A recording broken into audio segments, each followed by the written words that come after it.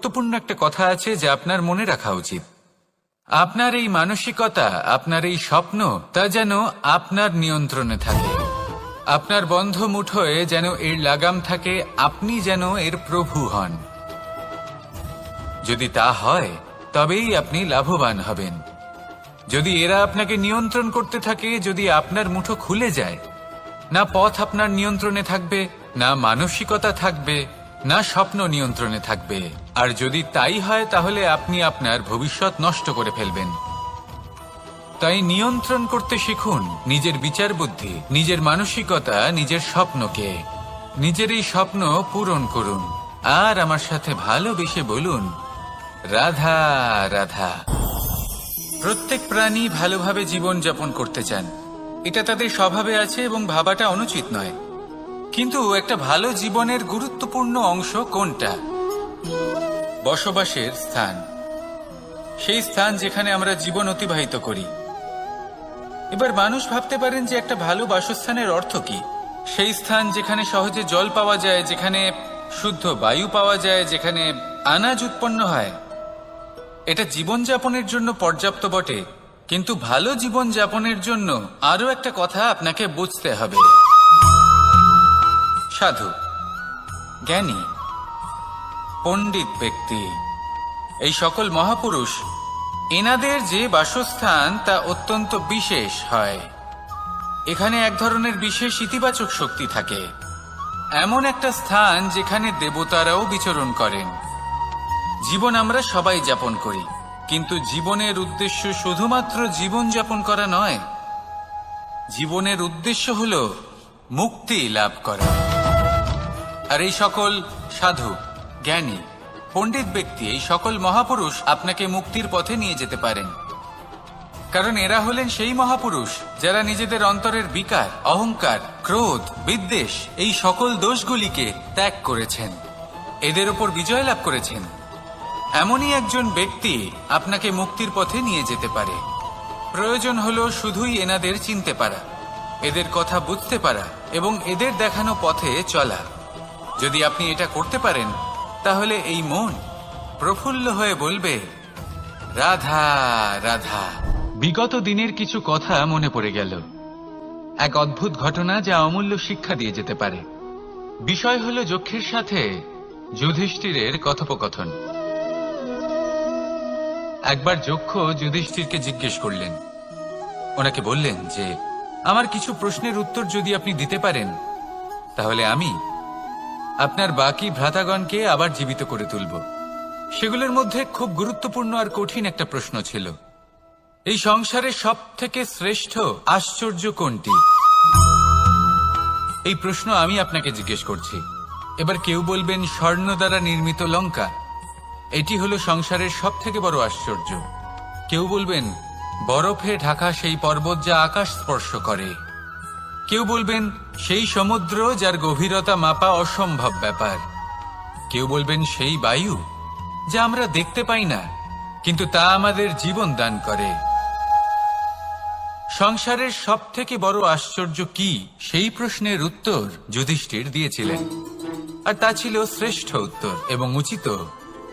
উনি বলেছিলেন যে সংসারে প্রতিদিন কোনো ব্যক্তি জন্ম লাভ করেন আর কোনো ব্যক্তি মৃত্যুও লাভ করেন। এবার এই কথাটা সবাই জানেন, সবাই বোঝেন যে যখন জন্মেছি তখন কোনো একদিন আমিও অবশ্যই মৃত্যু লাভ করব। এবার যখন এই কথা প্রত্যেকটা মানুষ জানেন, তখন কেন প্রত্যেক মানুষ এই চিন্তায় থাকেন, এই নিয়ে কষ্ট পান, এই নিয়ে ব্যাকুল হয়ে থাকেন যে উনি একদিন মৃত্যু লাভ করবেন, তার থেকে দূরে পালাতে চেষ্টা করেন। বলেন যে আমি মৃত্যু লাভ করতে চাই না। কেন? যেখানে কোনো না কোনো দিন এটা অবশ্যই হবে। এ হলো ব্রহ্ম সত্য। এই যে ব্যাকুলতা, এই ভয়, এই যন্ত্রণা, এই চিন্তা তার মনকে বাঁচতেই দেয় না, এই জীবন অনুভবই করতে দেয় না। সেই জন্য এই চিন্তা, ব্যাকুলতা, ভয়, এসবের কি লাভ? কোনো লাভ নেই। সেই জন্য যতক্ষণ জীবনযাপন করছেন প্রত্যেক মুহূর্ত যেন শ্রেষ্ঠ হয়, আনন্দময় হয়, প্রেমের দ্বারা পরিপূর্ণ হয়, সেই চেষ্টা করুন। চেষ্টা করুন যাতে আপনি যে কাজ করছেন তার দ্বারা যেন অন্যের মঙ্গল হয়।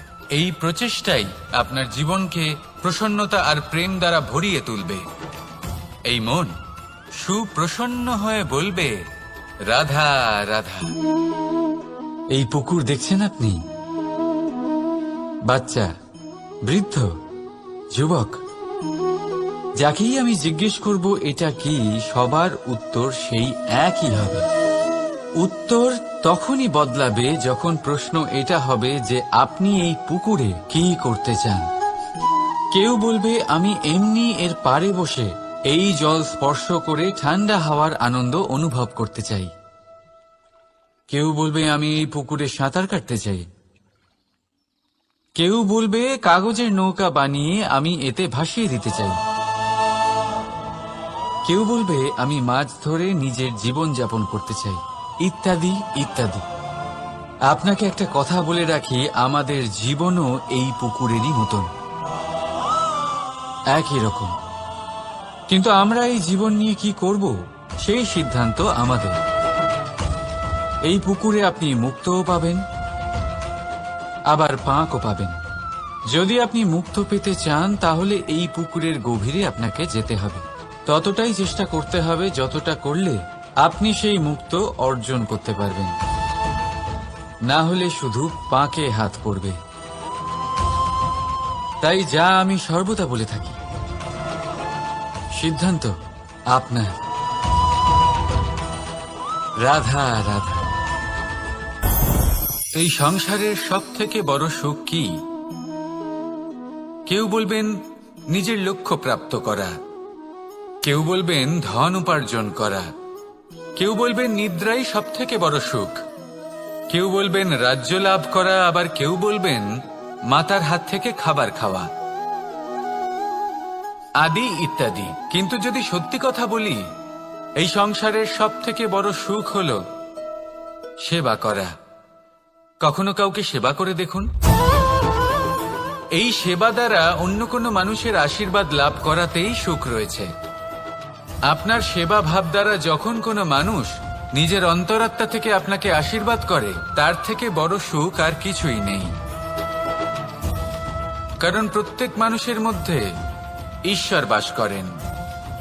নরের সেবাই হল নারায়ণের সেবা। নিষ্কাম সেবা করাই হল সব থেকে বড় সুখ। তাই নিজের অন্তরে সেবার এই ভাব জাগ্রত করুন। যে সুখের কথা আমি বলছি সেই সুখ অনুভব করেই দেখুন। এই মন সুপ্রসন্ন হয়ে বলবে, রাধা রাধা। বাহ, পুষ্পের সুবাস আমার খুব ভালো লাগে। অত্যন্ত সুন্দর হয় এই পুষ্প। এইভাবে চারিদিকে পুষ্প দেখে মন আনন্দিত হয়ে ওঠে। এবার আপনারা ভেবে দেখুন, আমার চারিদিকে পুষ্প নয়, আগুন আছে। তাহলে কি হবে?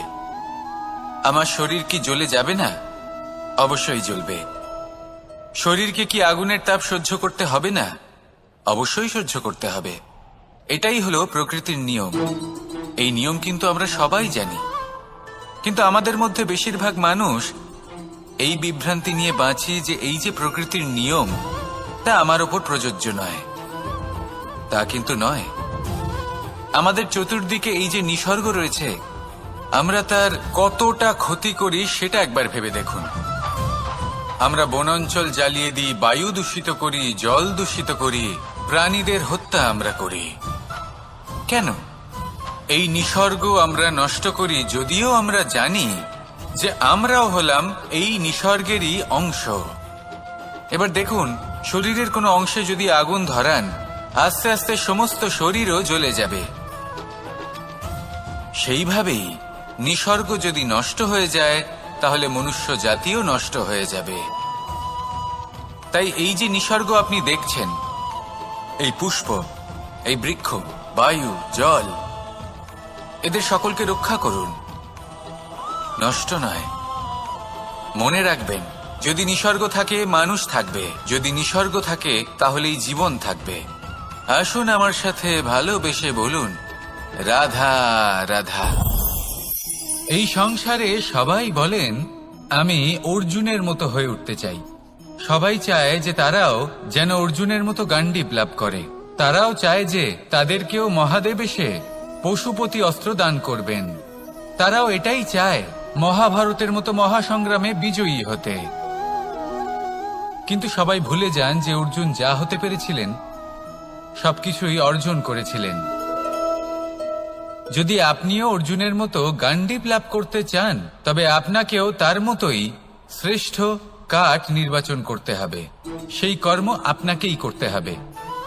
তার প্রত্যঞ্চা যাতে তীব্র হয়, তার জন্য আপনাকে সর্বশ্রেষ্ঠ দড়ি খুঁজে বের করতে হবে। আপনার বাণ যাতে ঘাতক হয়, সেই জন্য আপনাকে নতুন নতুন ধাতু খুঁজে বের করতে হবে। সেই শিক্ষা আপনাকে লাভ করতে হবে, তবেই আপনার ইচ্ছে পূর্ণ হবে। অর্জুন হওয়া বড়ই সরল, যদি আপনি কিভাবে অর্জন করতে হয় তা জানেন। শুধুমাত্র স্বপ্ন দেখেন যারা, তারা কখনোই অর্জন করতে পারবেন না।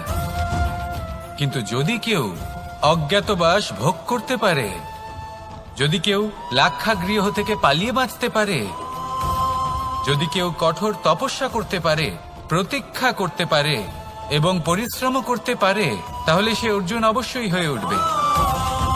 যদি আপনি অর্জুন হয়ে উঠতে চান, তাহলে কর্ম করতে শিখুন আর আমার সাথে ভালোবেসে বলুন, রাধা রাধা। জীবন থাকলে লক্ষ্য অবশ্যই থাকবে। যদি লক্ষ্য থাকে, তার পথ অবশ্যই থাকবে। যদি পথ থাকে, তাহলে বাধা অবশ্যই থাকবে। আর এর ওপরেই নির্ভর করে যে আমরা জীবনে সফল হব না অসফল, পুরস্কারের ভাগীদার হব নাকি। তাই জীবনে প্রতিশোধ নয়, পরিবর্তন বাছুন। বদলা নয়, বদল বেছে নিন। আপনার বাধা আপনার বন্ধু হয়ে যাবে।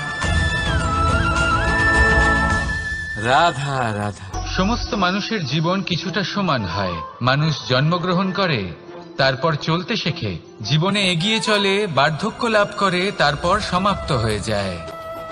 কিন্তু সেই ব্যক্তিরা কারা যারা প্রকৃত অর্থে মনুষ্য জীবন যাপন করেন?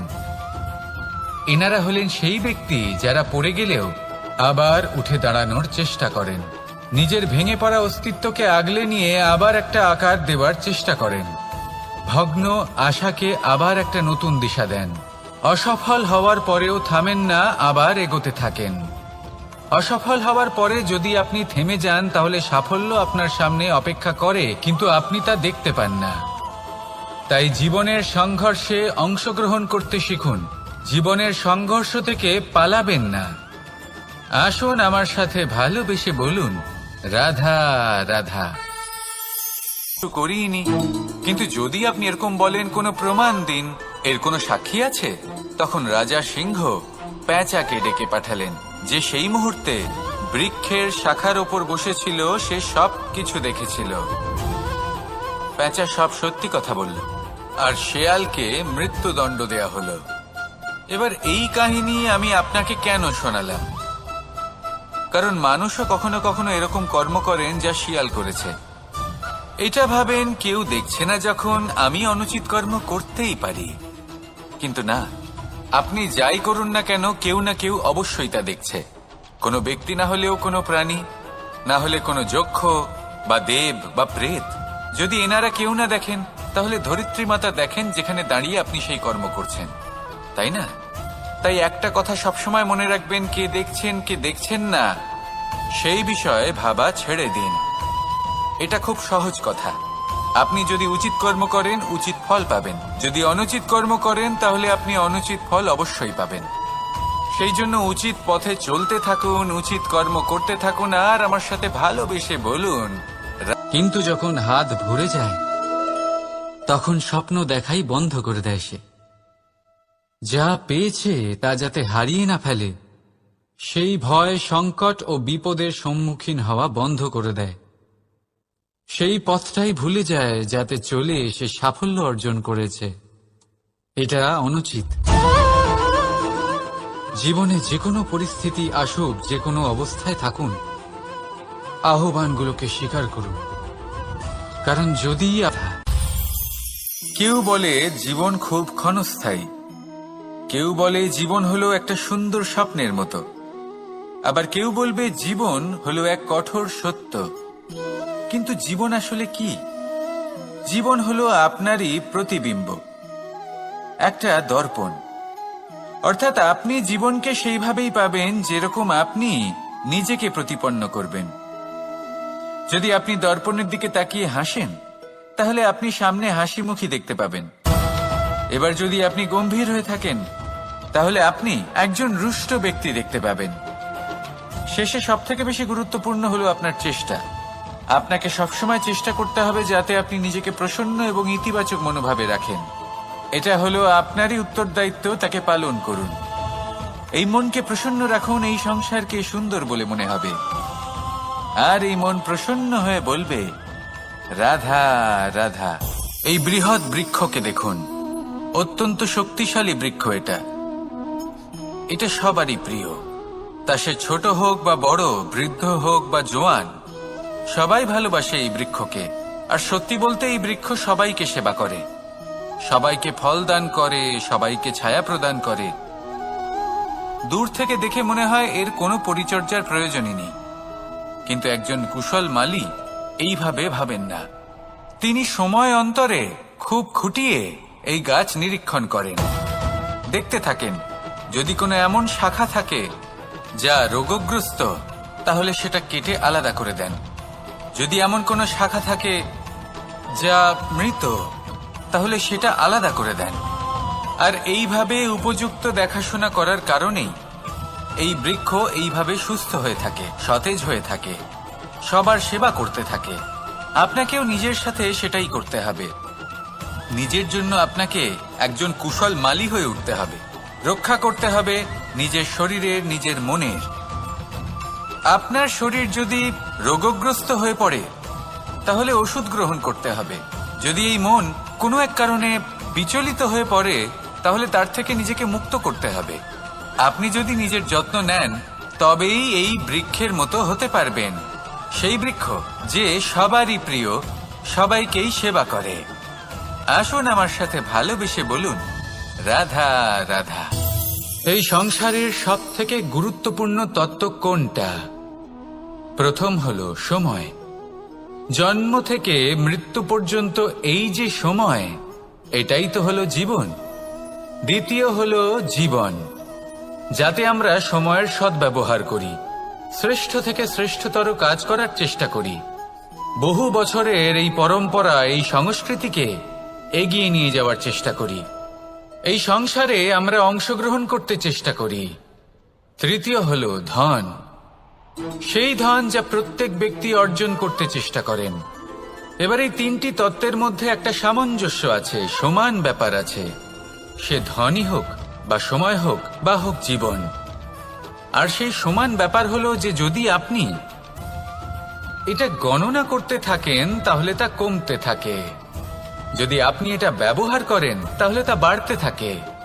একে সংগঠিত করে রাখতে চেষ্টা করলে এ হাত থেকে ফসকে যায়।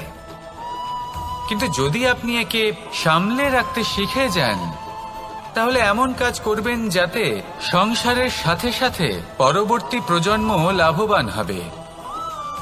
যদি কিছু শিখতে চান, তাহলে সামলাতে শিখুন, গণনা করা বা সংগঠিত করা নয়। আসুন আর আমার সাথে ভালোবেসে বলুন, রাধা রাধা। আমাদের শরীর প্রকৃতির সর্বশ্রেষ্ঠ রচনা। যে অঙ্গ প্রত্যঙ্গ আমরা লাভ করেছি, প্রত্যেকটির মধ্যে একটি নিজস্ব বার্তা রয়েছে। একটু ভেবে দেখুন, দুটি চোখ দিয়েছে দেখার জন্য, দুটি কান দিয়েছে শোনার জন্য, নাসিকাও আছে দুটি, দুটি হাত দিয়েছে দ্বিগুণ পরিশ্রম করার জন্য। কিন্তু জীব শুধুমাত্র একটি। তার উপরেও তীক্ষ্ণ বলিষ্ঠ দাঁত দিয়েছে তার রক্ষার জন্য। কখনো ভেবে দেখেছেন কেন?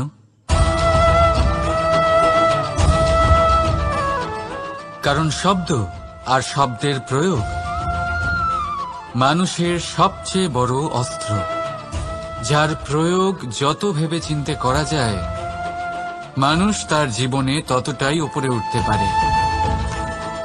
তাহলে মনে রাখুন, দেখুন, শুনুন আর বুঝুন বেশি, বলুন কম। রাধা রাধা। আমরা সকলে শক্তি অনুভব করতে চাই। এবার যদি আপনাকে জিজ্ঞেস করা হয় যে সবথেকে বেশি শক্তি শুধু একতার দ্বারা, সংগঠনের দ্বারা, যদি আপনাকে উদাহরণ দিই, নিজের এই হাতটাকে দেখুন, 5টা আঙুল রয়েছে। কোনো একটা বস্তুকে নিজের একটা আঙুল দ্বারা তুলে ধরার চেষ্টা করে দেখুন, বড়ই কষ্ট হবে। তখন আপনি বুঝতে পারবেন যখন এই 5টি আঙুল একত্রিত হয় তখন কোনো কাজ কতটা সহজ হতে পারে। এটাই হলো শক্তি, একতার। সব থেকে ভালো উদাহরণ যদি আপনাকে দিই তাহলে বাঁশি। এই বাঁশি থেকে অত্যন্ত মধুর সুর নির্গত হয় যা সবার মন প্রসন্ন করে দেয়। এই কথা সত্যি, কিন্তু এই বাঁশি আমি একটা বা দুটো আঙুল দিয়ে বাজাতে পারবো না। আমাকে প্রত্যেকটা আঙুল ব্যবহার করতেই হবে, তবেই এর থেকে মধুর সুর নির্গত হবে যা সকলকে প্রসন্ন করবে, ঠিক কিনা? ঠিক এইভাবেই যদি আপনি চান যে আপনার জীবনরূপী বাঁশি থেকেও মধুর সুর নির্গত হোক বা সবার মনকে প্রসন্ন করে তুলুক, তাহলে আপনাকেও জীবনে একতা নিয়ে আসতেই হবে। আপনি একাও কর্ম করতে পারেন, পথ চলতেও পারেন, সামনেও এগোতে পারেন, সাফল্যও লাভ করতে পারেন। কিন্তু যখন সকলে একসাথে এগোবেন, সেই পথে চলবেন, সেই কর্মই করবেন, তখন লক্ষ্যে অবশ্যই পৌঁছবেন, সাফল্য অবশ্যই লাভ করবেন। কিন্তু সেই সাফল্য এবং তার আনন্দর সংমিশ্রণটাই একটু অন্যরকম হবে। তাই জীবনে ঐক্যবদ্ধ হন, একসাথে মিলে এগোতে থাকুন, আর আমার সাথে ভালোবেসে বলুন, রাত সাহায্য করবে। এটা সম্ভব কে করে দেখাবে? প্রকৃতি। আগে হ্যাঁ, এই সংসারে যা কিছু উৎপন্ন হয়, যা কিছু নষ্ট হয়, তার জন্য প্রকৃতি দায়ী হন।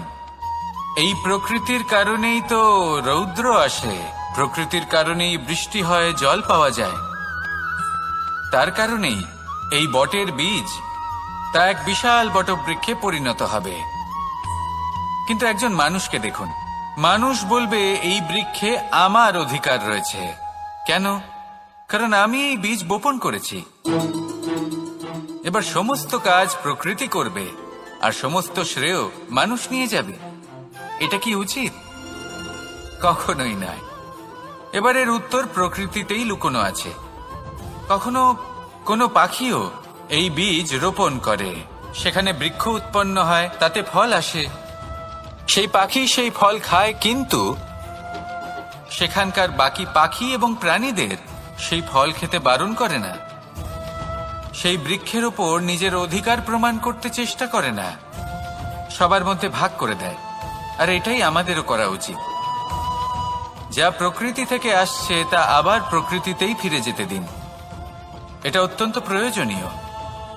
পাখিদের মতো হতে চেষ্টা করুন, তবেই আপনার এই মন আকাশে উড়তে থাকবে আর সুপ্রসন্ন হয়ে বলবে, রাধা রাধা। দুরকমের প্রাকৃতিক বেগ থাকে। প্রথম হলো বর্ষা।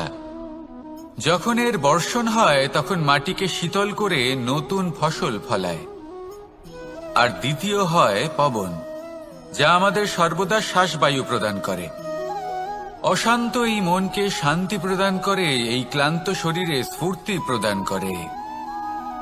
আমাদের জীবনে যত আবেগ আছে তা হয় বর্ষার মতো হওয়া উচিত, নয় হওয়া উচিত পবনের মতো। ক্রোধ, মতভেদ, বিবাদ, এগুলো হওয়া উচিত বর্ষার মতো। অর্থাৎ কিছু সময় পরে যেন এরা নিজে থেকেই ছিন্ন ভিন্ন হয়ে চলে যায়। আর যদি পবনের মতো কোনো আবেগ থাকা উচিত তা হল প্রেম, যা সর্বদা শ্বাসবায়ু প্রদান করে, সবসময় সাথে থাকে। একে আমরা অনুভব করতে পারি না, কিন্তু এ আমাদের অনুভব করার জন্য প্রাণবায়ু প্রদান করে। আর যখন চক্রবাতের মতো সে ভয়ঙ্কর হয়ে ওঠে, তখন সমগ্র সংসার বদলে দেয়। এর সারমর্ম একটাই, শক্তি। মতভেদ, ক্রোধ, বিবাদের মধ্যে নেই।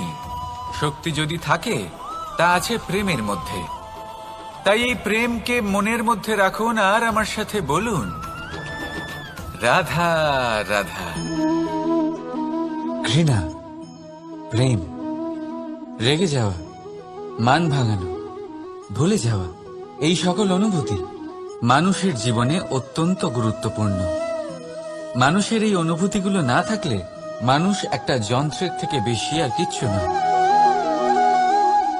কিন্তু এই অনুভূতি আপনি ভুল দিকে চালিত করলে এরাও আপনাকে আর মানুষের মতো বাঁচতে দেবে না। যদি ঘৃণার কথা বলেন, যদি আপনি কোনো ব্যক্তিকে ঘৃণা করেন, সেটা কেন? ব্যক্তিকে ঘৃণা করবেন কেন? ঘৃণা করুন তার স্বভাবগুলিকে, সেই স্বভাবগুলিকে যা সেই ব্যক্তিকে অপ্রিয় করে তুলছে। কারণ স্বভাব পাল্টানো যায়। সেইভাবেই রাগ করুন, কিন্তু তাদের কথায়, তাদের ওপরে নয়। কারণ কথা বদলে দেওয়া সম্ভব। ভুলতে হলে ভুলুন তাদের ত্রুটি, তাদের নয়। কারণ ভুল অবশ্যই শুধরে নেওয়া যায়। প্রেম করুন তবে তাদের আত্মার সাথে, তাদের অনুভূতির সাথে, শরীরের সাথে নয়। কারণ শরীর হলো নশ্বর। বলুন কিন্তু খারাপ ভাবে নয়, ভালোবেসে। রাধা রাধা। গুরুত্বপূর্ণ একটা কথা আছে যা আপনার মনে রাখা উচিত। আপনার এই মানসিকতা, আপনার এই স্বপ্ন, তা যেন আপনার নিয়ন্ত্রণে থাকে। আপনার বন্ধ মুঠোয় যেন এর লাগাম থাকে, আপনি যেন এর প্রভু হন। যদি তা হয় তবেই আপনি লাভবান হবেন। যদি এরা আপনাকে নিয়ন্ত্রণ করতে থাকে, যদি আপনার মুঠো খুলে যায়, না পথ আপনার নিয়ন্ত্রণে থাকবে, না মানসিকতা থাকবে, না স্বপ্ন নিয়ন্ত্রণে থাকবে। আর যদি তাই হয় তাহলে আপনি আপনার ভবিষ্যৎ নষ্ট করে ফেলবেন। তাই নিয়ন্ত্রণ করতে শিখুন নিজের বিচার বুদ্ধি, নিজের মানসিকতা, নিজের স্বপ্নকে। নিজের এই স্বপ্ন পূরণ করুন আর আমার সাথে ভালোবেসে বলুন, রাধা রাধা। প্রত্যেক প্রাণী ভালোভাবে জীবন যাপন করতে চান, এটা তাদের স্বভাবে আছে এবং ভাবাটা অনুচিত নয়। কিন্তু একটা ভালো জীবনের গুরুত্বপূর্ণ অংশ কোনটা? বসবাস উৎপন্ন হয়। এটা জীবনযাপনের জন্য পর্যাপ্ত বটে, কিন্তু ভালো জীবন যাপনের জন্য আরো একটা কথা আপনাকে বুঝতে হবে। সাধু, জ্ঞানী, পণ্ডিত ব্যক্তি, এই সকল মহাপুরুষ, এনাদের যে বাসস্থান তা অত্যন্ত বিশেষ হয়। এখানে এক ধরনের বিশেষ ইতিবাচক শক্তি থাকে। এমন একটা স্থান যেখানে দেবতারাও বিচরণ করেন। জীবন আমরা সবাই যাপন করি, কিন্তু জীবনের উদ্দেশ্য শুধুমাত্র জীবন যাপন করা নয়। জীবনের উদ্দেশ্য হল মুক্তি লাভ করা। আর এই সকল সাধু, জ্ঞানী, পণ্ডিত ব্যক্তি, এই সকল মহাপুরুষ আপনাকে মুক্তির পথে নিয়ে যেতে পারেন। কারণ এরা হলেন সেই মহাপুরুষ যারা নিজেদের অন্তরের বিকার, অহংকার, ক্রোধ, বিদ্বেষ, এই সকল দোষগুলিকে ত্যাগ করেছেন, এদের উপর বিজয় লাভ করেছেন। এমনই একজন ব্যক্তি আপনাকে মুক্তির পথে নিয়ে যেতে পারে। প্রয়োজন হলো শুধুই এনাদের চিনতে পারা, এদের কথা বুঝতে পারা এবং এদের দেখানো পথে চলা। যদি আপনি এটা করতে পারেন তাহলে এই মন প্রফুল্ল হয়ে বলবে, রাধা রাধা। এই সংসারের সব থেকে শ্রেষ্ঠ আশ্চর্য কোনটি? এই প্রশ্ন আমি আপনাকে জিজ্ঞেস করছি। এবার কেউ বলবেন স্বর্ণ দ্বারা নির্মিত লঙ্কা, এটি হলো সংসারের সব থেকে বড় আশ্চর্য। কেউ বলবেন বরফে ঢাকা সেই পর্বত যা আকাশ স্পর্শ করে। কেউ বলবেন সেই সমুদ্র যার গভীরতা মাপা অসম্ভব ব্যাপার। কেউ বলবেন সেই বায়ু যা আমরা দেখতে পাই না, কিন্তু তা আমাদের জীবন দান করে। সংসারের সব থেকে বড় আশ্চর্য কি, সেই প্রশ্নের উত্তর যুধিষ্ঠির দিয়েছিলেন, আর তা ছিল শ্রেষ্ঠ উত্তর এবং উচিত। উনি বলেছিলেন যে সংসারে প্রতিদিন কোনো ব্যক্তি জন্ম লাভ করেন আর কোনো ব্যক্তি মৃত্যুও লাভ করেন। এবার এই কথাটা সবাই জানেন, সবাই বোঝেন যে যখন জন্মেছি তখন কোনো একদিন আমিও অবশ্যই মৃত্যু লাভ করব। এবার যখন এই কথা প্রত্যেকটা মানুষ জানেন, তখন কেন প্রত্যেক মানুষ এই চিন্তায় থাকেন, এই নিয়ে কষ্ট পান, এই নিয়ে ব্যাকুল হয়ে থাকেন যে উনি একদিন মৃত্যু লাভ করবেন? তার থেকে দূরে পালাতে চেষ্টা করেন। চেষ্টা করুন যাতে আপনি যে কাজ করছেন তার দ্বারা যেন অন্যের মঙ্গল হয়। এই প্রচেষ্টাই আপনার জীবনকে প্রসন্নতা আর প্রেম দ্বারা ভরিয়ে তুলবে। এই মন সুপ্রসন্ন হয়ে বলবে, রাধা রাধা। এই পুকুর দেখছেন আপনি? বাচ্চা, বৃদ্ধ, যুবক, যাকেই আমি জিজ্ঞেস করব এটা কি, সবার উত্তর সেই একই হবে।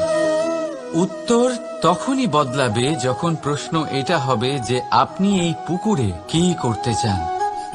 কেউ বলবে আমি এমনি এর পাড়ে বসে এই জল স্পর্শ করে ঠান্ডা হাওয়ার আনন্দ অনুভব করতে চাই। কেউ বলবে আমি এই পুকুরে সাঁতার কাটতে চাই। কেউ বলবে কাগজের নৌকা বানিয়ে আমি এতে ভাসিয়ে দিতে চাই। কেউ বলবে আমি মাছ ধরে নিজের জীবন যাপন করতে চাই, ইত্যাদি ইত্যাদি।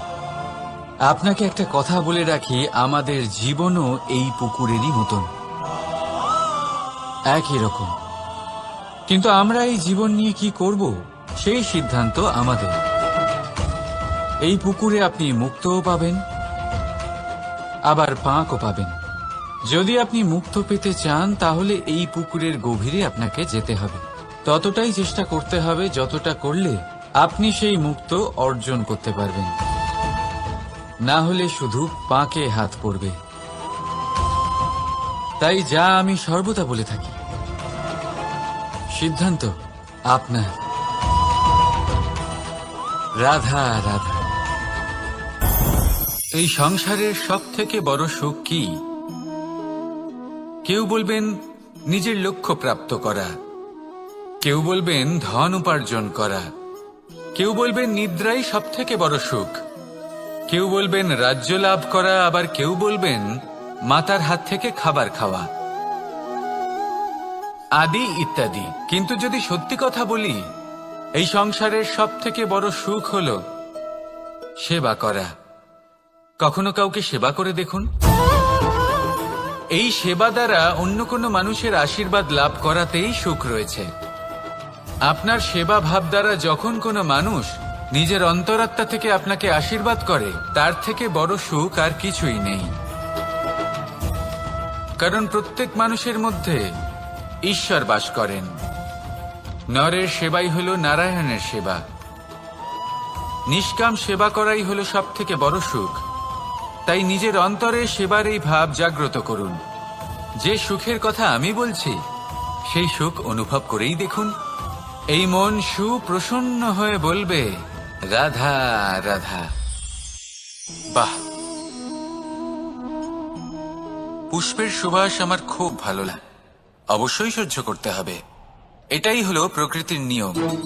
এই নিয়ম কিন্তু আমরা সবাই জানি, কিন্তু আমাদের মধ্যে বেশিরভাগ মানুষ এই বিভ্রান্তি নিয়ে বাঁচি যে এই যে প্রকৃতির নিয়ম তা আমার ওপর প্রযোজ্য নয়।